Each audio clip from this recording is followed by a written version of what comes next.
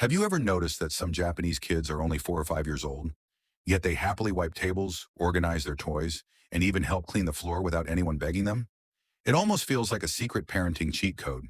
In many homes across Japan, there is one surprisingly simple habit that changes everything. It takes only 5 minutes, costs absolutely nothing, and somehow turns chores into something children actually enjoy.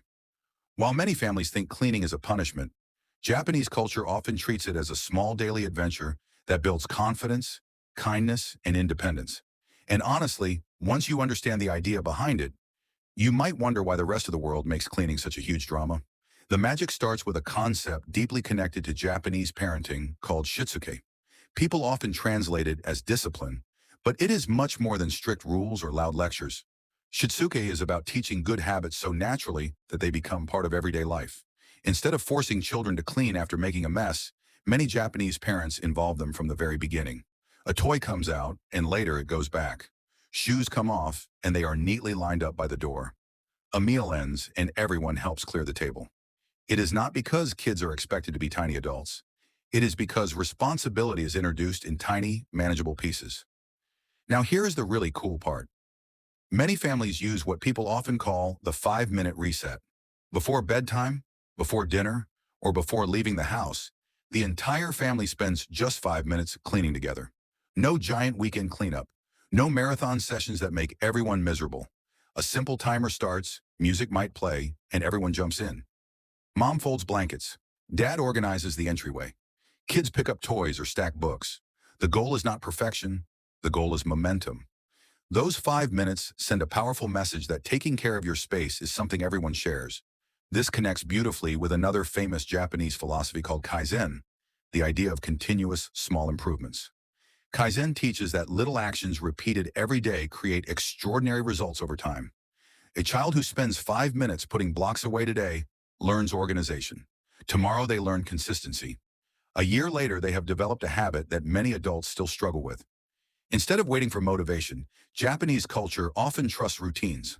Motivation comes and goes, but habits quietly stick around. There is also something very smart happening inside a child's brain during these tiny cleaning sessions. Psychologists often talk about ownership. People naturally care more about things they help maintain. When a child helps organize their bookshelf, they start seeing it as their special space. When they water a plant or wipe a table, they feel useful. That feeling of usefulness builds confidence.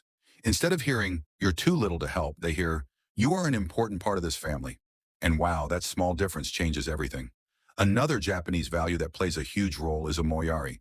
It is a beautiful idea that means thinking about other people's feelings and acting with consideration. Cleaning is not just about making a room look nice. It is about making life easier for everyone around you. A child who puts away their toys is helping the next person walk through the room safely. Someone who cleans the table is preparing a comfortable place for the family. In this way, chores stop being selfish tasks and become small acts of kindness. Many Japanese schools reinforce these same values.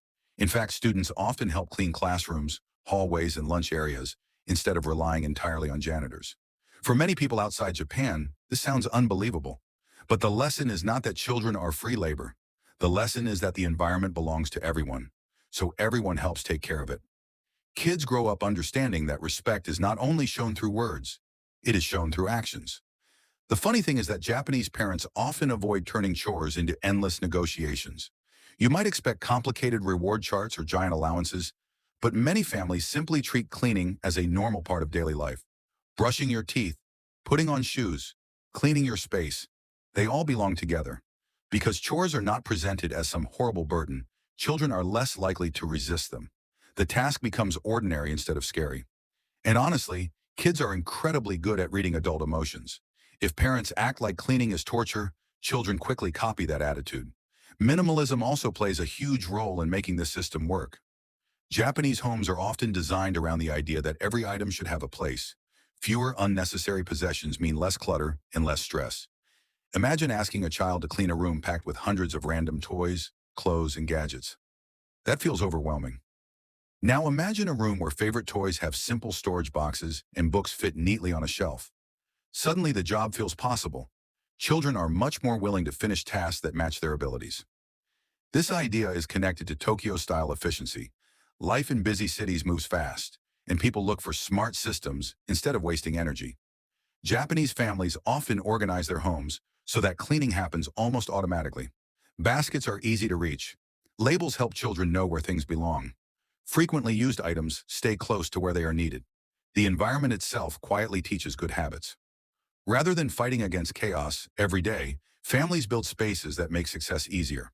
There is another hidden lesson inside the 5-minute cleaning habit. It teaches children that small problems should be handled before they become giant disasters. A few toys on the floor take seconds to put away. Wait a week, and suddenly the entire room feels impossible. This way of thinking shows up everywhere in Japanese culture. Small daily improvements protect you from huge future headaches. Whether it is saving money, learning a skill, or taking care of your home, little steps beat giant bursts of effort. Speaking of saving money, this habit also supports Japan's reputation for frugal living. Families who respect their belongings often use them longer. Toys are less likely to break. Clothes stay organized and in good condition. Lost items are found before replacements need to be bought. Teaching children to care for what they already have naturally reduces waste. It is not about being cheap. It is about appreciating value and avoiding unnecessary spending. Many experts believe children actually enjoy meaningful work when it feels like a game instead of a punishment. Japanese parents sometimes race the timer, sing songs, or challenge kids to see how many books they can return to the shelf before the 5 minutes end. The focus stays on participation rather than flawless results. A crooked stack of books can always be fixed later. The real victory is building the habit and keeping the experience positive. One of the biggest mistakes adults make is expecting children to think like adults. Japanese parenting often accepts that learning takes time. A toddler may only manage to carry one toy back to the box. That is okay. A preschooler may fold towels in a funny way. That is okay too. Progress matters more than perfection. Over time, those tiny efforts become real skills. Children gain pride because they see themselves getting better instead of constantly hearing criticism. This patient mindset is closely related to ikigai, the Japanese idea of having purpose and meaning in everyday life. Ikigai is not always about finding a dream career or achieving something huge. Sometimes it lives in small routines that connect people to one another. Helping prepare the home for family dinner. Organizing a favorite reading corner. Taking care of shared spaces. These ordinary moments quietly teach that every person, no matter how young, has something valuable to contribute. Imagine what would happen if just 5 minutes a day changed the atmosphere inside a home. Less yelling about messy rooms, less stress before guests arrive, more teamwork, more confidence, more children who believe they are capable instead of helpless. The habit itself is tiny, but the message behind it is enormous. You are trusted, you are responsible, you belong.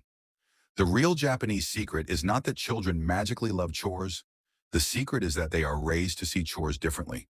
Through shitsuke, kaizen, omoyari, minimalism, and the quiet search for ikigai, simple daily actions become lessons about respect, gratitude, and independence.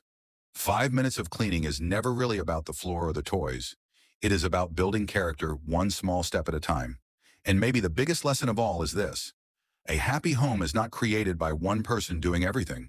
It is built when everyone, even the smallest hands, believes they have the power to make life a little better for the people they love.